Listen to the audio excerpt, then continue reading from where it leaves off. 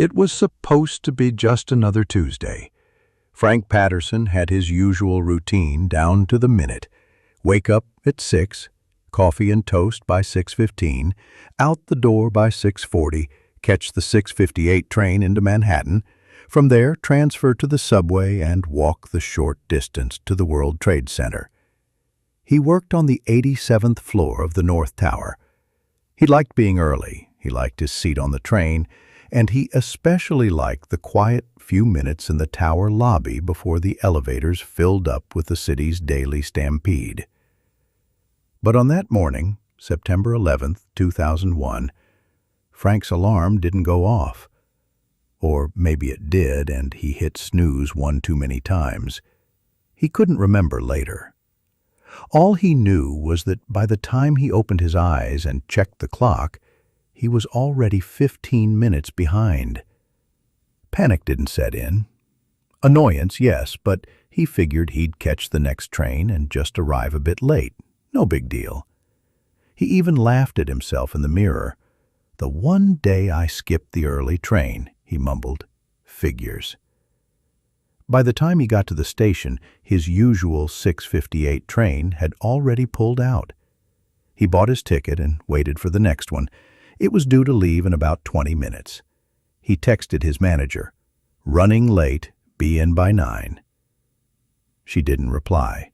She never would. Frank boarded the next train, sat by the window, and stared out at the blur of trees and track and morning haze.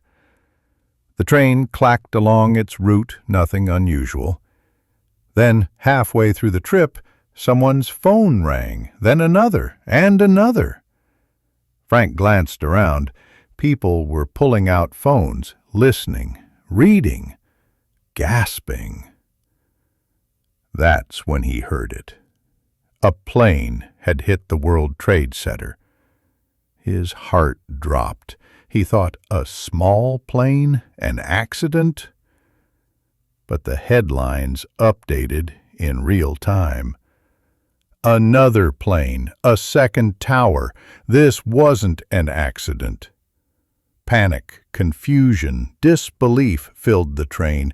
People began calling loved ones, whispering prayers, staring at nothing. Frank's hands trembled as he tried to call his co-workers. No answer. He texted, called again. Still nothing. By the time the train arrived in the city, everything had changed. The streets were chaos, subways shut down, smoke on the skyline, people crying, running, holding onto strangers. He never made it to the tower. He never even made it close. Instead, he sat on a curb, clutching his bag, staring at the rising plumes of smoke where his office had once stood. He knew then, without needing confirmation, most of his team hadn't made it out. The people he worked with, ate lunch with, joked with, gone. Frank didn't speak much for the first few weeks, not to friends, not even to his family. He was overwhelmed with grief, with guilt, with a question that would never stop echoing inside his chest. Why me? Why had he been late? Why had his alarm failed, or his instincts told him to sleep just a little longer? Why was he sitting on the curb watching it unfold instead of inside it? He attended funerals, too many to count. He hugged mothers, sat beside widows, listened to children ask when their daddy was coming home, and he said nothing. Because what do you say when your survival feels like someone else's tragedy? Over time, Frank would rebuild. He found a new job, moved to a smaller apartment, adopted a dog. He lived, but he lived with a shadow. It took him years before he could talk about that day. Even now, when he does, his voice always softens, his eyes always look away. He doesn't say he was lucky. He doesn't say it was a blessing, because too many others never came home.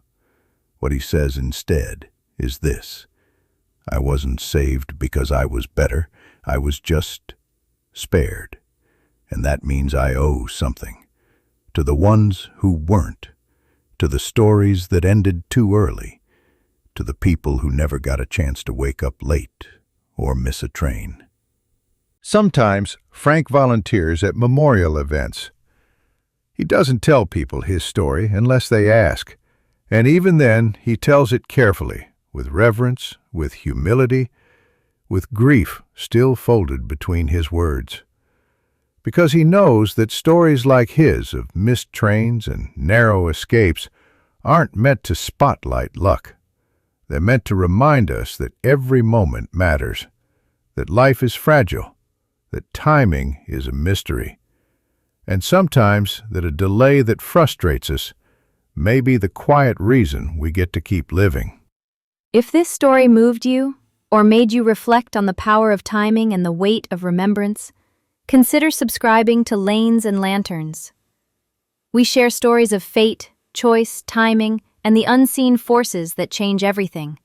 And today, we also pause to honor all those who didn't make it home, those who lost their lives on September 11th, those who gave their lives to help others, those whose stories ended far too soon. They are not forgotten.